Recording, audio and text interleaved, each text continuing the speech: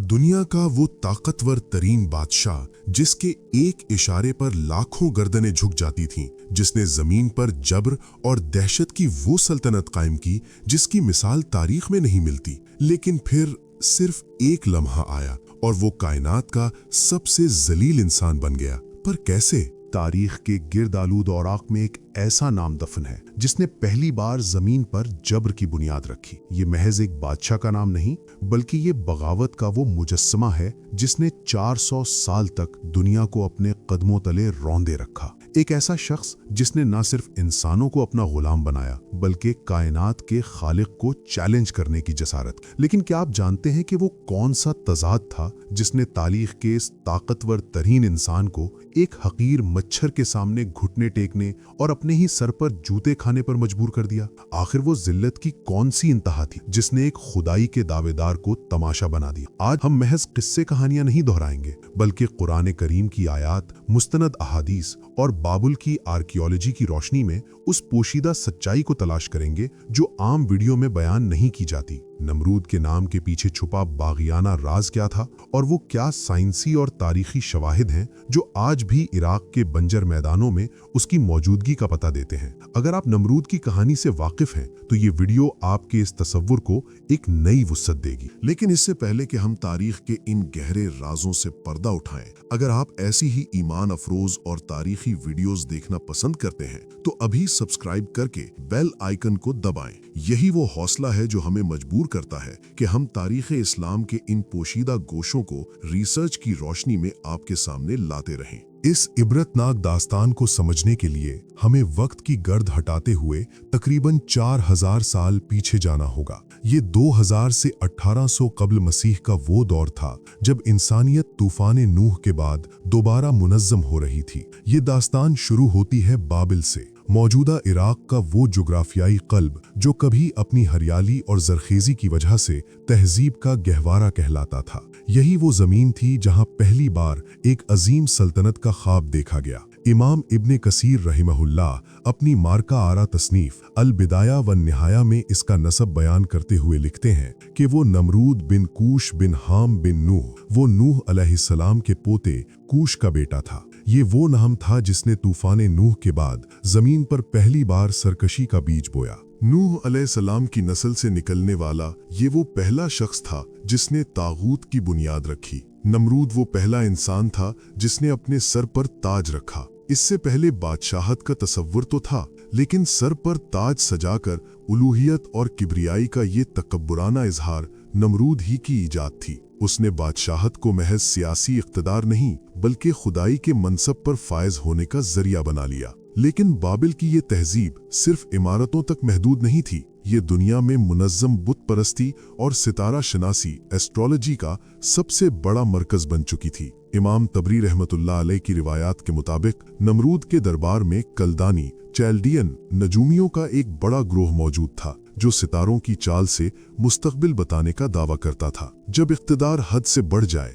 और अक्ल पर गुरूर के पर्दे पड़ जाएं, तो इंसान अपनी हकीकत भूल जाता है। नमरूद वो पहला शख्स था जिसने तारीख़ इंसानी में उलूहियत यानी खुदाई का मुतालिबा किया। कुरान करीम सूरतुल बकरा की आयत 258 में इस नफ्सियात की तरफ इशारा करता है, क्या तूने उस शख्स को नहीं देखा जिसने इब्राहीम से उसके रब की बाबत झगड़ा किया इसलिए कि अल्लाह ने उसे सल्तनत दी थी। मुफस्सिर कुरान इब्ने आशूर रहमहुल्लाह इस नुक्ते पर रोशनी डालते हैं कि यहाँ उसलूबे इस्तिदराज का तसव्वुर मिलता है, यानी वो नेमतें जो अल्लाह ने उसे अता की थीं वही उसकी आजमाइश और गुमराही का जरिया बन गईं। उसने सोचा कि अगर ज़मीन की वुसअतें, दरियाओं का बहाव और लोगों की जान और माल उसके कब्जे में है तो नऊज़ुबिल्लाह खालिक वही है। सवाल ये पैदा होता है कि बाबिल जैसी तरक्की याफ्ता तहजीब के लोग एक इंसान को खुदा मानने पर क्यों तैयार हुए? इल्मी नुक्ता नज़र से इसकी 3 वजूहात थीं: खौफ, बेपनाह ताकत और जहालत। नमरूद में एक ऐसा सियासी और इकोनॉमिक सिस्टम कायम कर रखा था जहां गल्ला और खुराक सिर्फ उसे मिलती थी जो उसकी रुबूबियत का इकरार करता। ये तारीख का पहला आलमी तागूती निज़ाम था जिसने फिरौन से भी सदियों पहले जबर की मिसाल कायम की। वो बादशाह जो पूरी दुनिया को मुट्ठी में रखने का दावा करता था, अंदर से कितना खोखला था इसका अंदाज़ा इस एक वाक़ये से लगाइए कि वो सितारों की चाल से डरता था। इमाम तबरी रहमहुल्लाह की रिवायत के मुताबिक जब नजूमियों ने आसमान के एक खास सितारे की तरफ इशारा करते हुए एक ऐसे बच्चे की पैदाइश की खबर दी जो उसका तख्त उलट देगा, तो नमरूद का सारा तकब्बुर खौफ में बदल गया। उसने हुक्म दिया कि इस साल बाबुल में पैदा होने वाले हर बच्चे को ज़िबह कर दिया जाए। तारीख का कितना बड़ा तजाद है। वो जो खुद को जिंदगी और मौत का मालिक कहता था, एक आने वाले कल से इतना खौफजदा था कि उसने मासूमों के खून से अपने तख्त को बचाने की कोशिश की। आज़र, जो नमरूद के दरबार का खास आदमी और बुत तराश था, उलमा के दरमियान बहस है कि आज़र इब्राहीम अलैहिस्सलाम के हकीकी वालिद थे या चचा, मगर ये तय है कि वो नमरूद के निज़ाम का हिस्सा थे। उसके घर में वो बच्चा पैदा होने वाला था जिसकी आमद का खौफ नमरूद को सोने नहीं दे रहा था। नमरूद ने अपनी सल्तनत के चप्पे चप्पे पर पहरे बिठा दिए थे ताकि वो मऊद बच्चा पैदा ही ना हो सके, लेकिन वो जब्बार ये भूल गया था कि इंसानी तदबीरें वहां दम तोड़ देती हैं जहां अल्लाह का फैसला शुरू होता है। इमाम इब्ने कसीर अल बिदाया व निहाया में इस मुजज़े की तफसील बयान करते हैं कि जब हज़रत इब्राहीम अलैहिस्सलाम की पैदाइश का वक्त करीब आया तो उनकी वालिदा ने नमरूद के जल्लादों से बचने के लिए शहर से दूर एक वीरान गार में पनाह ली। उस गार की खामोशी में अल्लाह की कुदरत इब्राहीम अलैहिस्सलाम की कफालत कर रही थी। मुफस्सरीन लिखते हैं कि आपकी नश्वानुमा आम बच्चों के मुकाबले में कई गुना तेजी से हो रही थी। गोया कायनात का जर्रा जर्रा आपको उस अजीम मार्के के लिए तैयार कर रहा था जो बाबिल के तख्त को हिला देने वाला था। कुरान करीम इस शऊरी बलूगत का जिक्र सूरतुल अंबिया की आयत 51 में यूं करता है, और बेशक हमने इब्राहीम को उससे पहले ही उसकी हिदायत यानी रुश्द अता कर दी थी। बरसों बाद जब वो बच्चा एक तवाना और साहिब बसीयत नौजवान की सूरत में गार से बाहर निकला तो उसका पहला सामना उसी शिर्क से हुआ जिस पर नमरूद की खुदाई कायम थी। इब्राहीम अलैहिस्सलाम ने अपने घर से तबलीग का आगाज किया, अपने वालिद आज़र को समझाया, बुतों को पाश पाश किया, और आखिरकार वो लम्हा आ गया जब हक के इस काफले को, जो सिर्फ एक फर्द पर मुश्तमिल था, वक्त के सबसे बड़े जब्बार के सामने पेश किया गया। एक तरफ नमरूद है जिसके पीछे लाखों का लश्कर, बेपनाह दौलत और वो सफ़ाक निज़ाम है जिसके इशारे पर हजारों मासूमों की गर्दनें काटी जा चुकी हैं। दूसरी तरफ इब्राहीम अलैहिस्सलाम है जिनके पास ना तलवार है, ना ढाल और ना कोई ज़ाहिरी फौज। ये महज दो इंसानों की बहस नहीं थी, बल्कि ये उस आलमी तागूती निज़ाम के खिलाफ ऐलान बगावत था जिसकी बुनियाद झूठ और जबर पर रखी गई थी। दरबार की उस पुरसुकूत हैबत में जब नमरूद ने हकारत से इब्राहीम अलैहिस्सलाम की तरफ देखा और सवाल किया कि तुम्हारा वो रब कौन है जिसकी खातिर तुमने मेरे माबूदों को ठुकराया, तब खलीलुल्लाह ने कायनात की सबसे बड़ी हकीकत को इन अल्फाज में बयान किया, मेरा रब वो है जो जिंदगी और मौत देता है। तो नमरूद ने एक ऐसी मंतकी चाल चली जो आज के दौर के इस्तदलाल से मुशाबिहत रखती है। उसने दो कैदी बुलाए, एक को कत्ल किया और दूसरे को रहा कर दिया, और फख्र से कहा, मैं भी जिंदगी और मौत देता हूँ। इमाम इब्ने कसीर रहमतुल्लाह अलैह अपनी तफसीर में फरमाते हैं कि ये नमरूद की दलील नहीं बल्कि एक मुगालता था। उसने जिंदगी पैदा करने और जिंदगी खत्म करने के फर्क को जानबूझकर खल्त मल्त कर दिया। वो जानता था कि वो मिट्टी से जान पैदा नहीं कर सकता, मगर वो अपने दरबार में बैठे लोगों को सिर्फ ज़हनी तौर पर मगलूब करना चाहता था। तब इब्राहीम अलैहिस्सलाम ने वो तारीखी वार किया जिसने नमरूद के पूरे फिक्री ढांचे को जमीन बोस कर दिया। आपने कोई लंबी तकरीर नहीं की बल्कि एक ऐसी कायनाती हकीकत पेश कर दी जिसे झुटलाना किसी इंसान के बस में नहीं था। फिर हजरत इब्राहीम अलैहिस्सलाम ने ऐसा दलील पेश किया जिसको अल्लाह ताला ने कुरान करीम की सूरतुल बकरा की आयत नंबर 258 में कुछ यूं बयान किया है। इब्राहीम अलैहिस्सलाम ने कहा कि अल्लाह सूरज को मशरिक से निकालता है तो उसे मगरिब से निकाल ला, तो वो काफिर यानी नमरूद हैरानो परेशान रह गया। जब सूरज वाली दलील दरबार की फिजाओं में गूंजी तो नमरूद का सारा तकब्बुर धूल बनकर उड़ गया। ये हक का वो वार था जिसने बातिल के इस्तिदलाल को जड़ से उखाड़ फेंका। वो बादशाह जो जिंदगी और मौत बांटने का दावा करता था, अब एक कायनाती हकीकत के सामने ऐसा साकित खड़ा था जैसे उसके जिस्म से जान निकल गई हो। नमरूद लाजवाब तो हो गया, लेकिन क्या उसने हक कबूल किया? इमाम इब्नुल जौजी रहमहुल्लाह लिखते हैं कि उसके तकब्बुर ने उसके दिल का रास्ता बंद कर दिया था। वो जान चुका था कि वो झूठा है, लेकिन अपनी कुर्सी और अना की खातिर वो हक के आगे नहीं झुका। जब दलील से बात ना बनी तो नमरूद ने वही रास्ता इख्तियार किया जो हर दौर का जब्बार इख्तियार करता है, यानी तशद्दुद। अब बाबुल के मैदान में एक ऐसी आग दहकाई जाने वाली थी जिसकी तपिश आज भी तारीख की किताबों में महसूस की जा सकती है। जब दलील हार जाती है तो जबर जन्म लेता है। नमरूद ने अपनी शिकस्त का बदला लेने के लिए एक ऐसी आग दहकाने का हुक्म दिया जिसकी मिसाल तारीख़ इंसानी में नहीं मिलती। इमाम इब्ने कसीर रहमहुल्लाह अल बिदाया व निहाया में नकल करते हैं कि ये आग इतनी वसी थी कि कई मील दूर से उड़ने वाले परिंदे उसकी तपिश और धुएं से बेहोश होकर जमीन पर गिर जाते थे। करीब जाना नामुमकिन था, इसलिए एक अजीम मंजनीक तैयार की गई ताकि इब्राहीम अलैहिस्सलाम को दूर से इस दहकते हुए जहन्नम में फेंका जा सके। जब इब्राहीम अलैहिस्सलाम फजा में थे और नीचे आग के शोले उनका इंतजार कर रहे थे, रिवायात में आता है कि उस वक्त जिब्रील अमीन तशरीफ लाए और पूछा, ए इब्राहीम, क्या कोई हाजत है? तारीख शाहिद है कि उस खलीलुल्लाह का जवाब तवक्कुल की मेराज था। आप अलैहिस्सलाम ने फरमाया, तुमसे कोई हाजत नहीं, मेरा रब मेरे हाल से वाकिफ है, वही मेरे लिए काफी है। और फिर वो हुआ जिसने कायनात के कवानीन को बदल कर रख दिया। कायनात के खालिक ने आग को वो हुक्म दिया जो रहती दुनिया तक मौजज़ा बन गया, जिसका जिक्र कुरान करीम की सूरतुल अंबिया की आयत नंबर 69 कुछ यूं मिलता है,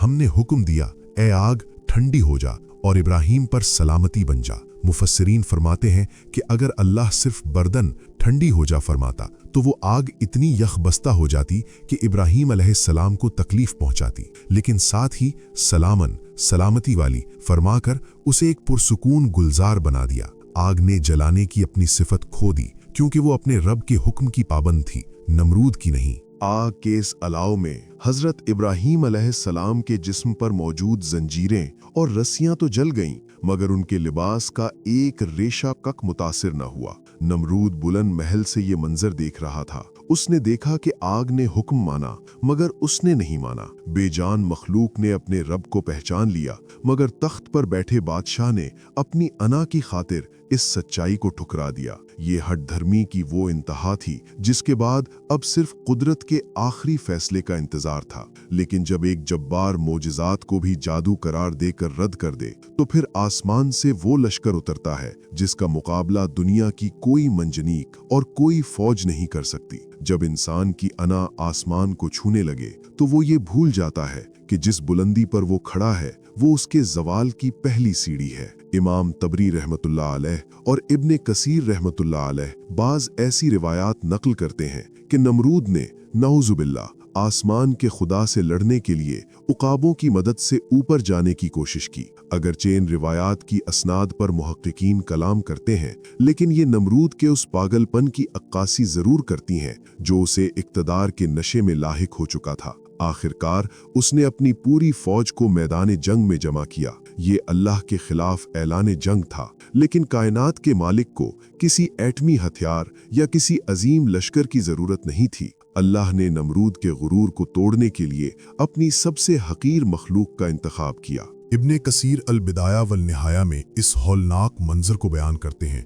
कि मच्छरों का एक ऐसा तूफान आया जिसने सूरज की रोशनी को छुपा लिया। निमरूद का वो लश्कर जो लोहे के जरा बख्तर पहने खड़ा था उन नन्हे मच्छरों के सामने बेबस हो गया। उन्होंने सिपाहियों का गोश्त तक चाट लिया और हड्डियां बाकी छोड़ दी, लेकिन निमरूद के लिए सजा अभी बाकी थी। एक मच्छर उसके नाक के रास्ते उसके दिमाग तक पहुंच गया। तिबी नुक्ता नजर से अगर हम इसे देखें तो ये एक ऐसी शदीद सेरेब्रल इन्फेक्शन थी जिसने इस जब्बार बादशाह को दीवाना बना दिया। वो बादशाह जो चाहता था कि पूरी दुनिया उसके सामने झुके, अब अपने दरबारियों को हुक्म देता था कि उसके सर पर जूते मारे, क्योंकि जूतों की ज़रब से ही उसे उस मच्छर की भिनभिनाहट और दर्द से चंद लम्हों का सुकून मिलता था। बाज़ रिवायात में आता है कि वो तवील अरसा इस अजाब में रहा। वो जो जिंदगी और मौत बांटने का दावा करता था, अब मौत के लिए दुआएं मांगता था, मगर उसे मौत नहीं आती थी।